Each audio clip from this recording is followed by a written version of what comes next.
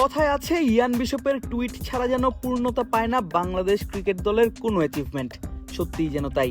অস্ট্রেলিয়ার ডারউইনে বাংলাদেশের ঐতিহাসিক ম্যাচ জয়ের পর কেটে গেছে 24 ঘন্টা। তবে এমন জয় নিয়ে বিশ্ব ক্রিকেটে মাতামাতি কমেনি এক বিন্দুও।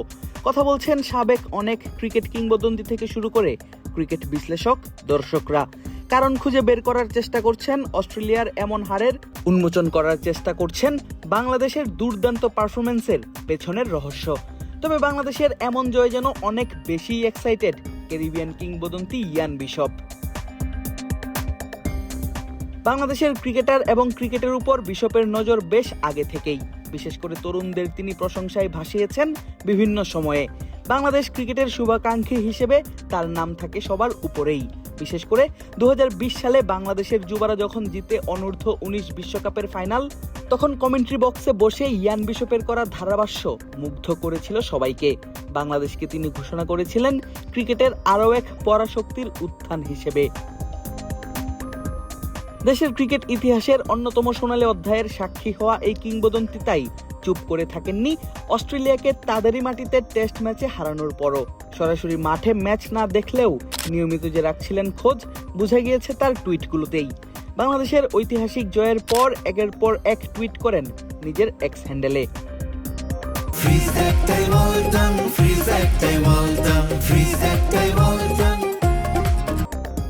প্রথম টুইটেই বিশপ লিখেন, বাংলাদেশ ক্রিকেট ও বাংলাদেশের জনগণের জন্য এটি একটি স্মরণীয় অর্জন। নিঃসন্দেহে যারা আগে খুব কমই স্বীকৃতি পেয়েছে, তাদের কাছ থেকে এখন তারা প্রাপ্য সম্মান ও যথাযথ স্বীকৃতি পাওয়ার যোগ্য। মেহেদী মিরাজ, তানজিদ তামিম অনেকেই অবদান রেখেছেন।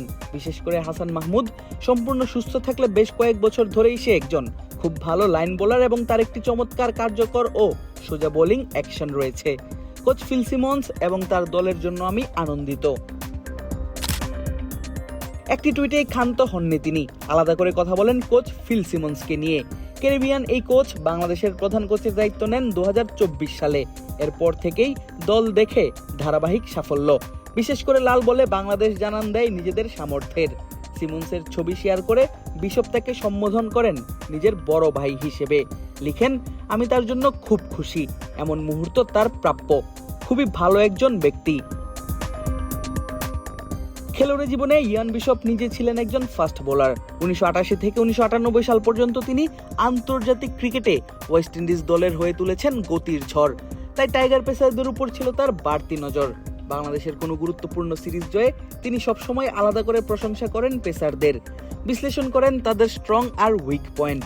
ব্যতিক্রম ছিল না ডারউইন টেস্টেও। 2 ইনিংসে যথাক্রমে 6 এবং 3 করে মোট 9 উইকেট শিকার করেন হাসান মাহমুদ, হন ম্যাচ সেরা ক্রিকেটার।